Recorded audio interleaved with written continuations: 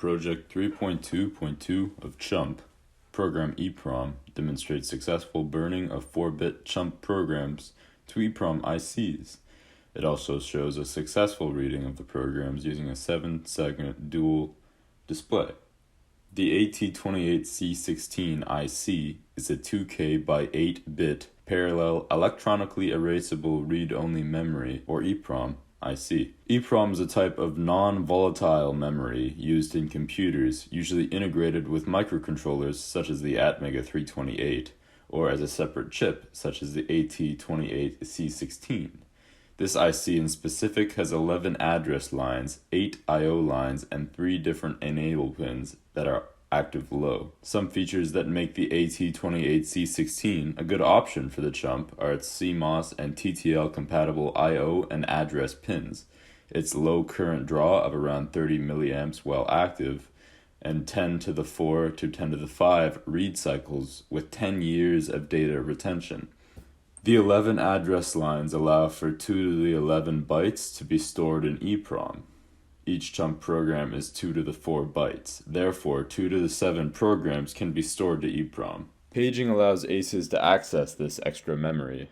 On this EEPROM, Feinberg's code is in page 0, my code occupies page 1, and a hex lookup table occupies page 2, though page 2 is not accessed in this situation. The remaining 125 address pages are clear. Page 0 and 1 are toggled using a switch. The AT28C16 EEPROM uses a special type of transistor called a floating gate metal oxide semiconductor transistor, organized in an array like this one. There are 2 to the 11 word lines and 8 bits per word.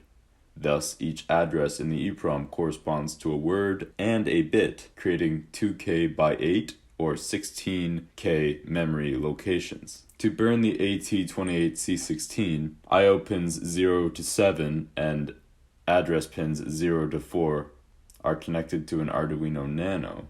A5 to A10 are all connected to ground.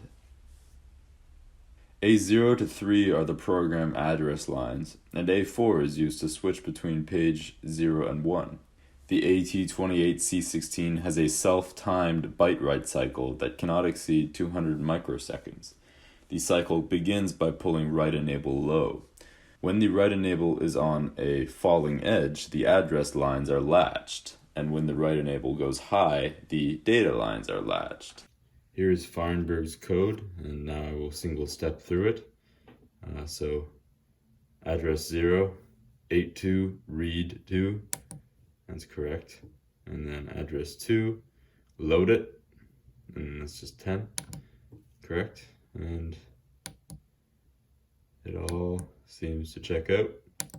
Load 3, store to address 1, read address 1, add it to the accumulator, add 1 to the accumulator, store to ML, 1, load it into the accumulator, add 1 to it, store to address 0, and go to line 10.